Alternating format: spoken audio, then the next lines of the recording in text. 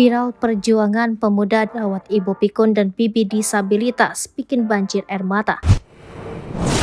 Masih berusia muda, pemuda di Banyuwangi, Jawa Timur berjuang seorang diri merawat 2 orang lansia perempuan.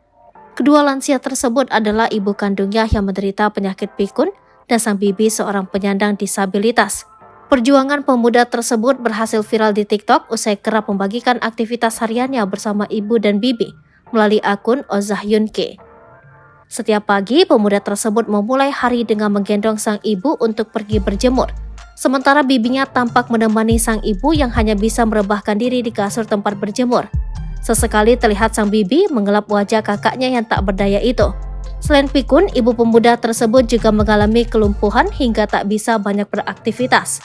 Sebelum berjemur di depan rumah, pemuda tersebut terlebih dahulu menyiapkan segala keperluan sang ibu mulai dari alas tempat merebahkan diri hingga minuman.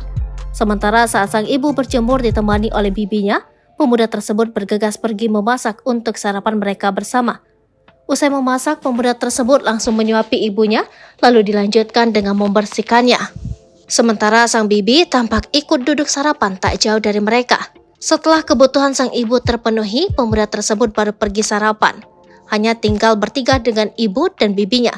Diketahui ayah dari pemuda tersebut sudah meninggal dunia. Selain merawat kedua ibu dan bibinya, pemuda tersebut juga pergi bekerja. Keduanya dirawat dengan baik oleh pemuda tersebut meski harus melalui banyak perjuangan seorang diri. Pemuda tersebut pun ramai mendapat dukungan dari warganet yang ikut dibuat haru dengan ketulusannya.